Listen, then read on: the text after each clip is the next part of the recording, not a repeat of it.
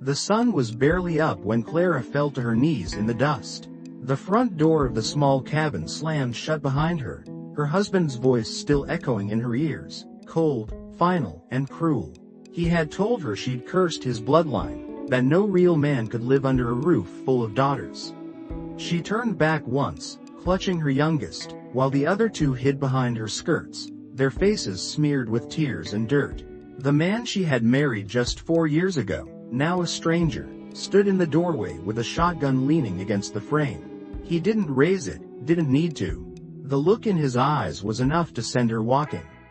Clara didn't beg, not because she didn't want to, but because she'd run out of words that could move him.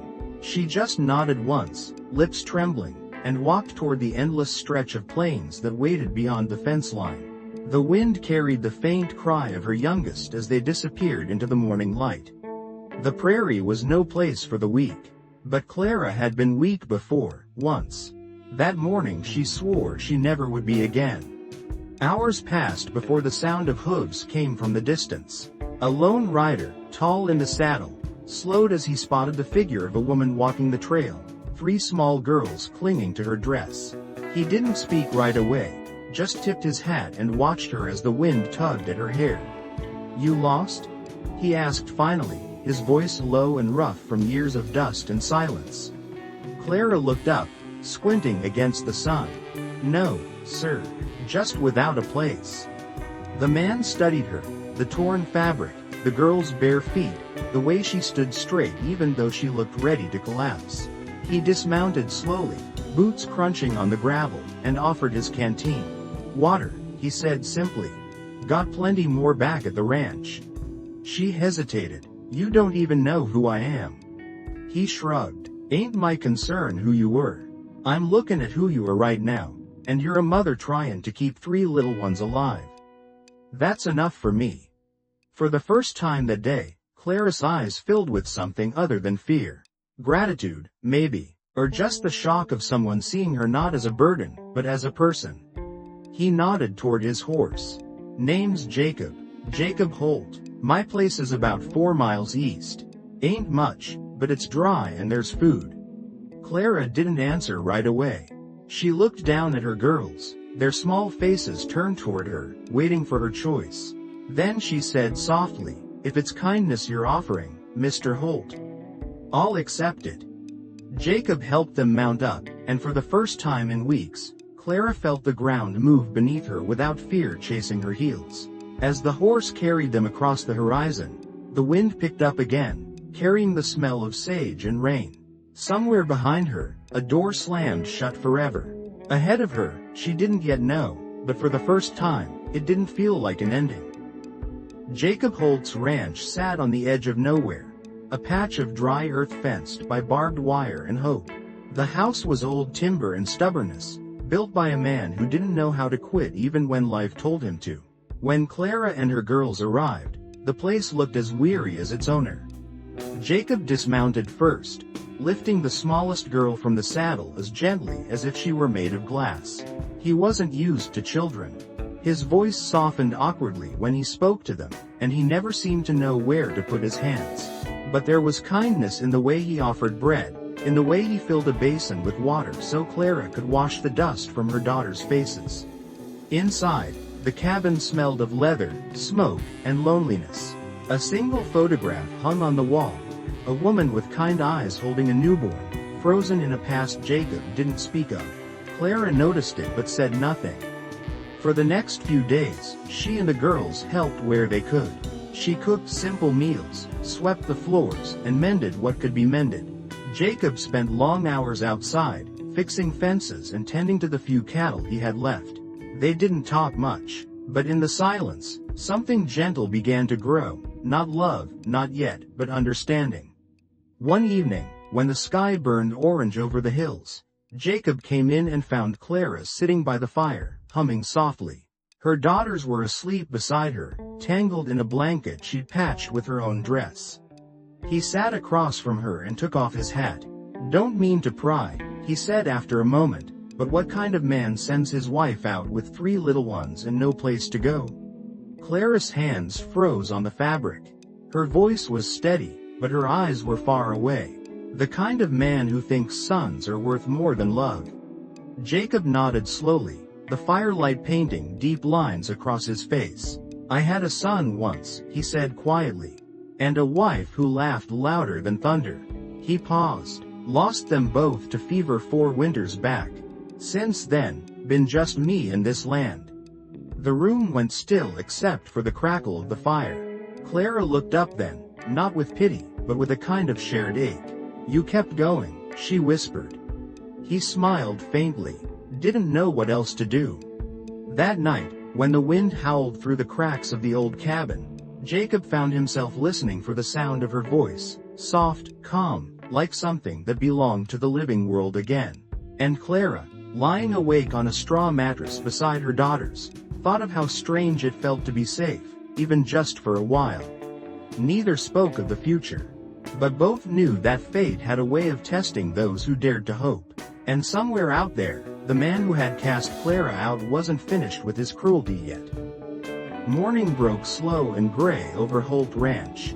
Mist rolled off the grasslands, and the air smelled of rain that never came. Jacob was out by the corral, tightening the posts when he spotted dust on the horizon.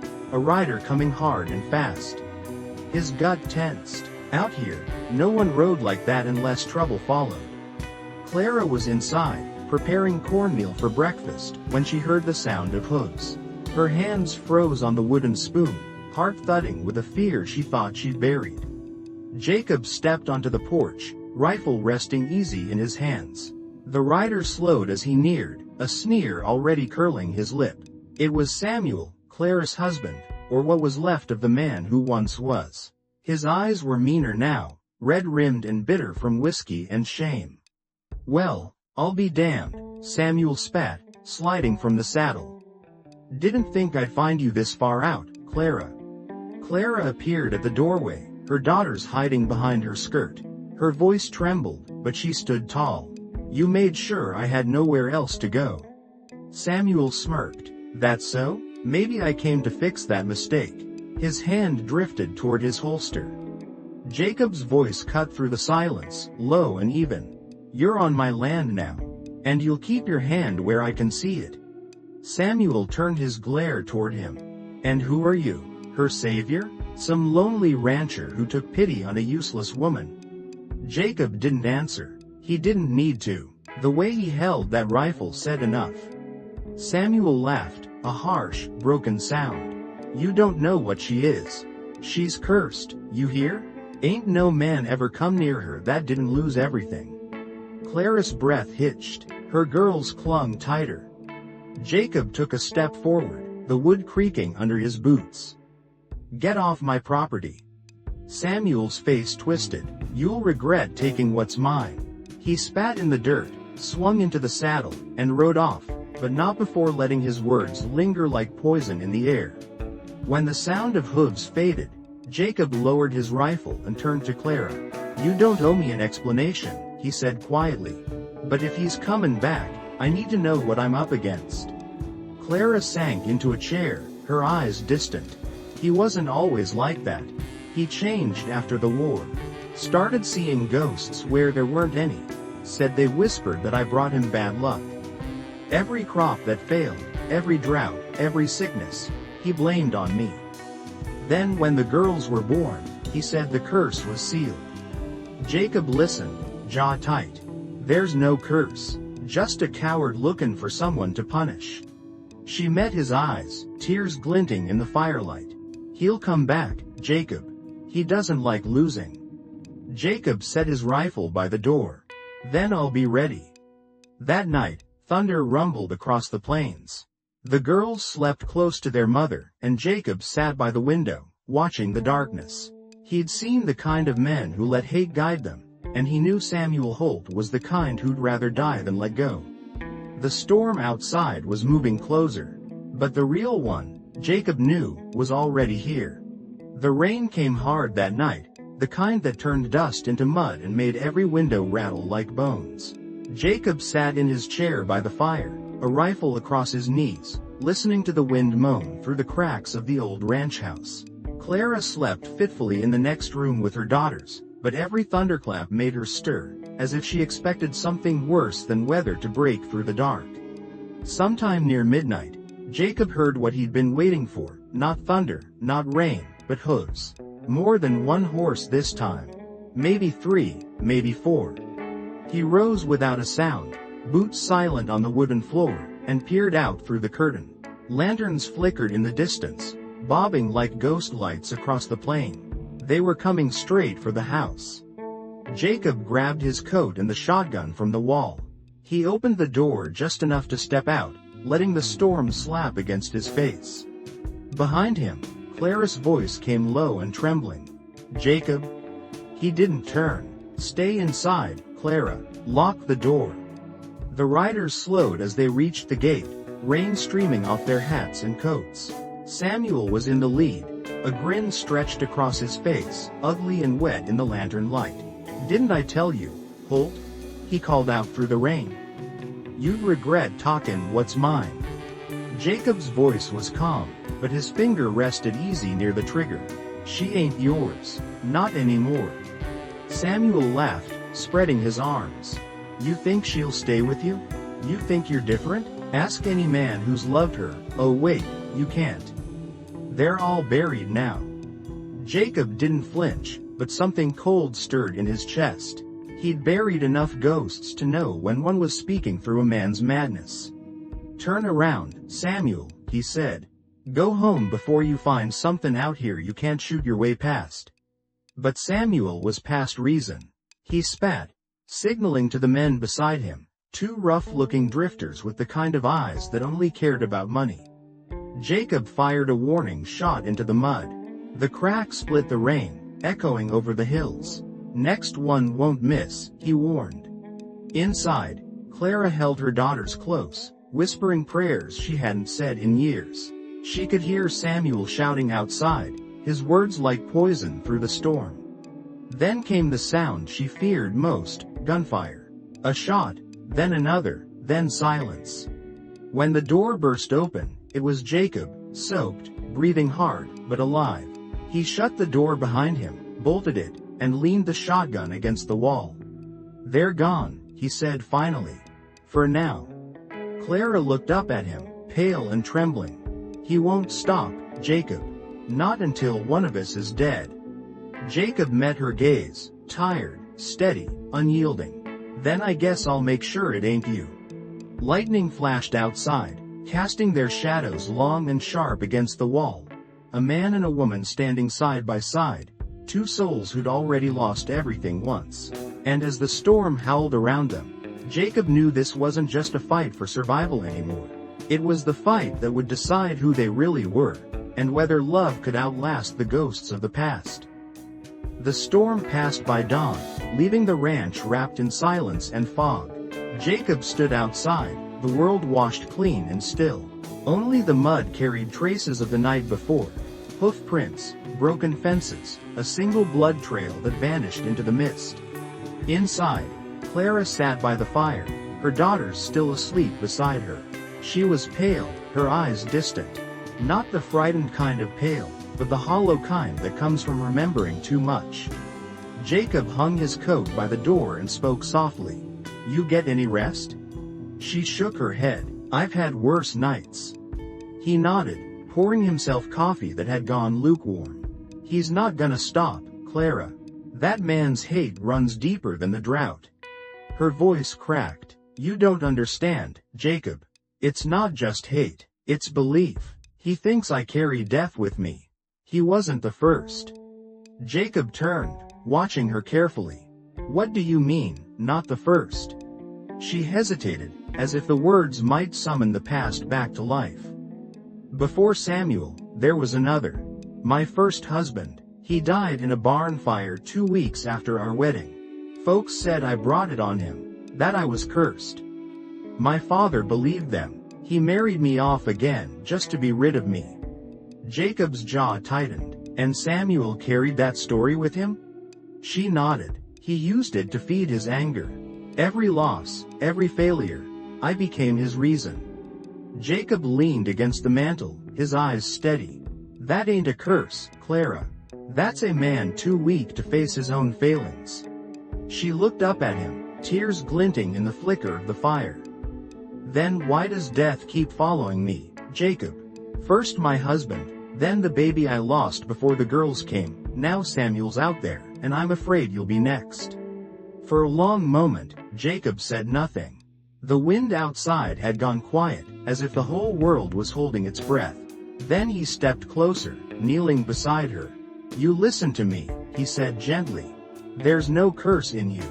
The only curse is the kind of men who think a woman's worth is measured by the sons she bears.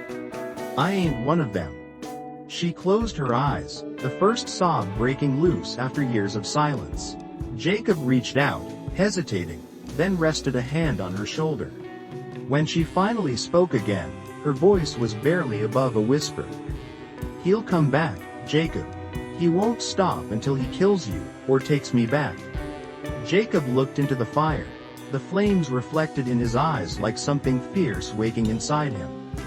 Then I'll be ready, but he won't find the same woman he left behind. He stood, pulling on his hat and coat. There's a man in town, name of Ezra Clay. Used to be law, before the badge went bad. Owes me a favor, I'll see if he's heard anything. Clara rose too. You're going after him? Not yet, Jacob said.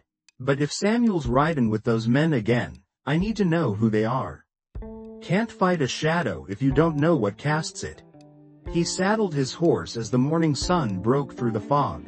Clara watched from the porch, her daughters clutching her skirts, the world still raw with fear and hope tangled together. Jacob turned once before riding out.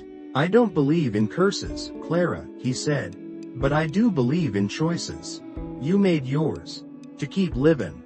I reckon that's what scares him most. As his horse carried him into the distance, Clara felt something she hadn't in a long time, the faint, trembling edge of courage. But far beyond the ranch, Samuel Holt was already gathering new men. And this time, he wasn't coming just for revenge. He was coming to reclaim what he believed the devil had stolen from him. The town of Red Bluff was a crooked scar on the edge of the desert. A handful of saloons, a livery, a church that hadn't rung its bell in years. Jacob rode in at noon, the air thick with heat and dust. Men lingered on porches, their eyes following him with the same slow suspicion every stranger earned. He tied his horse outside the saloon, pushed open the doors, and stepped into the gloom. Inside, it smelled of whiskey, sweat, and old regrets. Behind the counter stood a man with a limp and a gray beard. Ezra Clay, once the best shot this side of the territory, now half pickled in bourbon and bitterness. Jacob Holt, Ezra rasped, his voice like gravel. Ain't seen you since the Dry Creek standoff. You here for another fight? Jacob shook his head. I'm here for answers. Ezra poured 2 glasses, nodding for him to sit. Ain't no such thing as answers in this town, just versions of the same lie. But I'll listen. Jacob leaned forward. You heard the name Samuel Holt lately? Ezra froze mid-pour. Samuel Holt, yeah, rode through last week. Had 2 men with him, hard types, from the border. He was asking about ammunition, horses, and a woman. Said she was his wife, claimed she'd been stolen by a rancher. Jacob's jaw tightened. He's comin'. Ezra studied him. That woman, she got a name? Jacob hesitated. Clara. Ezra let out a slow whistle. Then you best listen close, friend. That name's got a history darker than you want. He reached into his coat and pulled out a folded sheet of yellowed paper, a clipping from some old frontier paper, edges burned. The headline read, Mysterious Fire Claims Husband. Widow Vanishes. Locals speak of a curse. Ezra tapped the page. This was 6 years ago. Town of Abilene. House burned down the night after her wedding. Husband's family swore she started it. No charges ever stuck, but 3 men went missing after. Men who swore they'd see justice done. Jacob frowned. You think she killed them? Ezra shook his head. Don't think nothing. But folks believe what makes sense to their fears. Word spread that any man who laid claim to her ended up in the ground. She's been running from that story ever since. Jacob sat back, his mind a storm. Samuel used that to keep her caged. More than that, Ezra said. He fed on it, used it to make himself the victim. You ever met a man who needs his hate like breathing? That's Samuel Holt. Jacob finished his drink, eyes hard. Then I'll make sure he takes his last breath soon. Ezra chuckled, though there wasn't any humor in it. You sure you know what you're protecting, Jacob? Ain't my place to judge, but sometimes a curse ain't superstition. Sometimes it's just the trail of pain we leave behind. Jacob stood, pushing the glass away. I don't care what name they give it. She's not cursed. She's human, and I'm done letting folks treat her like she's something to fear. As he turned to leave, Ezra called after him. Samuel's not alone. He's hired men from the border, killers. They'll be riding, soon. You can't face me head on. Jacob paused at the door. I don't plan to. Outside, the sky was turning the color of old copper, the sun bleeding low over the hills. He mounted his horse, the reins slick with dust and sweat, and rode hard toward home. Behind him, Ezra Clay watched through the saloon window, muttering under his breath. God help you, Holt. You're riding straight into hell for a woman who don't even know what follows her. Out on the horizon, thunder rumbled again. The storm was coming back, and this time, it carried gunfire in its heart. Jacob rode hard as the sky bruised to evening, the reins biting his hands and the horse sweating under him. The ranch lay below like a tired beast blinking in the dim light. Smoke from last week still scented the air, but the place looked whole enough. He wanted it to feel like home when he rode through the gate. He heard the laughing first. Not the thin bark of children at play, but a small forced sound and then a sob. He slowed, hand going to the rifle out of habit more than intent, and dropped from the saddle. The back door stood open, and there on the porch Clara moved with quiet, desperate purpose. A bundle lay by the bench, wrapped in an old shawl. She folded another blanket, then another, her fingers working fast and steady as if she could stitch away what hurt. The girls were beside her doing what little hands could do, packing a tin mug, tucking a doll beneath a blanket. Their faces were small fierce things, brave the way children are brave when they believe it helps the adults. Clara did not look up when Jacob came up the steps. She kept at the packing, voice low and even. I thought it best if I go, she said without turning. He will follow and he will take you back, or he will make a story that will fester here and you and the children will not be safe. Jacob set the rifle against the porch rail and watched her hands fold the blanket again. He could see the strain in the line of her neck, the tired set of her shoulders. She used to be someone who trusted the world not so long ago, he thought, and now she moved like a person who had learned to carry winter inside her. You can't leave, he said simply. You are not running from him alone. She stopped, then finally looked at him, eyes raw but steady. I can't be the cause of more trouble, Jacob. I can't watch you lose what you have for me. He stepped closer, his voice low. The man who took you in is the man who knows what it costs to lose everything. I lost a wife and a boy. I woke up to quiet and thought that was the way of things. Then you came and the wind felt different, like maybe it could bring something back to life. She let out a small laugh that had no joy to you. I probably look like trouble, he said. I am trouble. The girls crowded around her feet, younger hands clutching at her skirt. Clara reached out, smoothing a curl from the youngest's brow. Don't listen to me, Mama, she whispered bravely. We like it here. The oldest one looked at Jacob with an authority bolder than her years. You promised, she said to him. You said we could stay. Jacob looked at that face, then at Clara, and something in him steadied. He thought of Ezra Clay's words of hired killers and border men. He thought of Samuel riding with a grin and of the sound of gunfire in the storm. He had not come back to argue. He had not come back to plead. I promised, he said. I promised you won't be turned out into the dust again, not while I still got hands to work and a gun to hold. Clara searched his face, looking for the lie or the weakness. She found neither, only the plain iron truth of a man who had seen hard times and refused to be gentled by them. "All right," she breathed quietly, "but if we stay we have to be ready." She moved then in a handful of quick motions. Setting the bundles aside, she began to nail shutters to the windows and to double-check the locks. She would not be helpless even if she had once been wanted to be. That night they sat around the table with the girls between them. The candlelight made soft halos of their faces, and Jacob could see the lines of worry, but also the way the children leaned close to Clara as if they had found a harbor at last. "We will keep watch," he said after a time. "I've sent word to Ezra. He ain't one to stand idly by, and when Samuel and his men come, well, be ready for them." She looked at him a long time, and for the first time since he met her he saw the beginnings of a different thing in her eyes, something like trust. "They would make a plan," she said. "There are ridgelines and a creek. A man who knows them can make the land speak for him." They spoke in small practical ways: who would keep watch at dusk, how to distract the horses, and where to keep the children hidden. The conversation was plain, but it carried beneath it the promise that mattered more than words. They would not let fear rule this house again. When Jacob finally lay down that night, he listened to the soft, even breaths of the sleeping children, and he felt the weight of the promise on his chest. The world outside could still be cruel, and men could still be crueler, but inside these four walls was a line they would not let be crossed. At dawn he rode out again, not to flee but to meet what was coming. He went for Ezra first, to men who had seen too much to be surprised, then to others who owed favors and who understood what it was to stand for their own. Clara watched him go from the porch holding the youngest to her chest. Her lips moved in a small prayer or a vow. She did not say whether to God or to the man who had given her this chance. As Jacob rode toward the ridge he felt the wind pick up, and for once it did not carry the sting of dust or the echo of a closed door. It carried a road forward and the sound of a rifle cocking somewhere in the distance. He would not fail them, he told himself, not this time. The night came red and wild over the plains.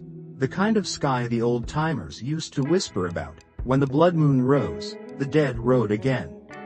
Wind howled across the canyons, dragging dust and memory alike, and Jacob Holt stood by the corral fence, rifle in hand, eyes never leaving the dark horizon. He knew Samuel was coming. A man like that didn't let go of his hate easy. Clara stood in the doorway of the cabin, her daughters huddled behind her skirts. The lamp beside her threw a trembling circle of gold across the porch, and her face, calm, steady, looked like something carved by time itself. She had stopped trembling days ago. "You don't have to do this alone," she said softly. Jacob shook his head, the brim of his hat shadowing his eyes. "This ain't about me," he said. "It's about letting a man like him keep breathing poison into the world." Far off, thunder rumbled. No, not thunder. Hooves. The dust rose like ghosts as Samuel rode in, 4 men at his back. The firelight from their torches turned the dry grass into rivers of flame. He pulled his horse to a stop a few paces from the fence, grinning through cracked teeth. "You took what's mine, Holt," he spat. "My wife, my children, my pride." Jacob didn't flinch. "You lost him the day you raised your hand to him." Samuel laughed, cold and bitter. "She's cursed, you fool. Every man who ever touched her met ruin. You think you'll be different? The land dies where she walks." The wind snapped between them. Clara stepped out onto the porch then, her eyes full of something between sorrow and fire. "It's not me that's cursed, Samuel," she said. "It's your hate." Samuel's face twisted. "Shut your mouth." He raised his gun, but Jacob was faster. The first shot cracked like a whip across the valley. Samuel's hat flew from his head, and his horse reared, screaming into the red night. Chaos broke loose. Torches fell, lighting the grass. Gunfire flashed like lightning as Jacob dove for cover, rolling behind the trough. Bullets split the wood around him. One of Samuel's men went down hard, his horse bolting into the dark. Clara pulled the girls inside, slamming the door, but she didn't hide. She grabbed Jacob's old rifle from the wall, the one he'd promised never to use again. When the next shot rang out, it came from her hands, clean and sure, cutting through the firelight. Another man fell. Outside, Jacob pushed forward through the smoke, his jaw set. He fired again, and another shape dropped. The last man fled into the dark, his courage gone. Only Samuel remained, staggering, bleeding from his shoulder, his eyes wild. "You think she'll love you for this?" Samuel gasped, raising his gun with a trembling hand. Jacob didn't answer. He stepped closer, the flames reflecting in his eyes like the light of judgment itself. "I ain't looking for her love," he said quietly. "I'm just making sure she never has to be afraid again." The final shot echoed across the valley, and then, silence. The fire died down to embers. The wind softened. Clara stepped out, the rifle still in her hands, her face streaked with tears and soot.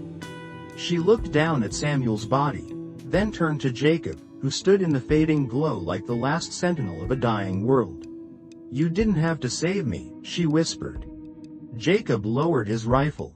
"Didn't do it to save you," he said, voice rough. "Did it 'cause the world don't need another man like him?" The wind picked up again, but this time it wasn't cruel. It moved gentle through the grass, through Clara's hair, carrying the smoke away into the stars. She took Jacob's hand, and for the first time since the day she was cast out, she smiled.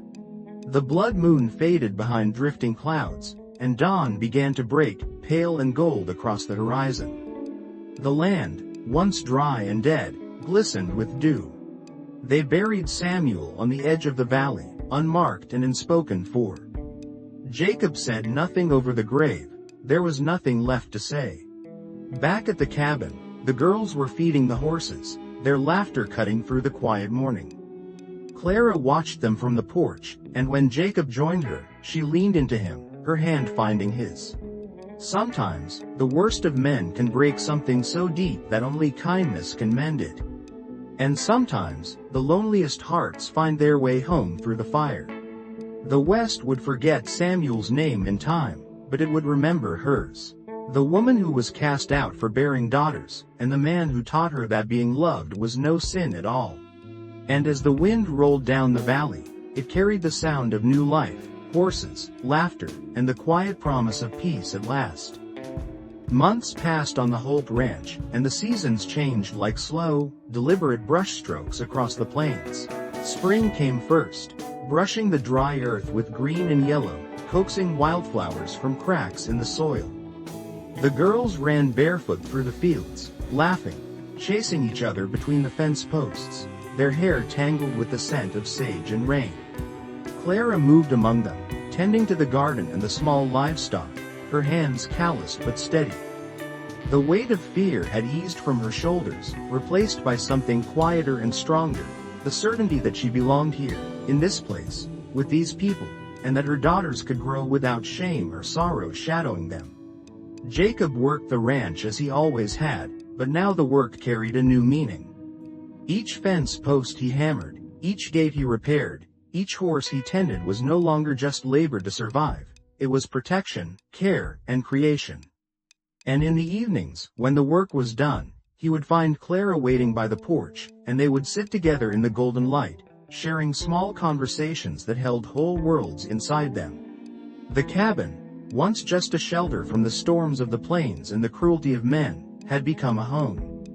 The walls smelled faintly of bread and herbs, the floors scuffed with the marks of children's shoes and their own 2 sets of boots. Laughter echoed through its rooms instead of sobs, and the night winds no longer carried threats or memories of Samuel. One afternoon, as the girls chased a foal across the pasture, Clara found Jacob leaning against the corral fence, watching her. There was a softness in his gaze, a calm she had never expected to see in a man who had once been only a stranger offering help. "You did more than save me," she said quietly. "You saved them too, and me, in ways I didn't even know I needed." Jacob tipped his hat back, letting the sunlight fall across his face. "All it took was a little faith," he said, "and you did the rest yourself. Ain't nothing cursed about you, Clara. You just needed a place where someone believed you could belong."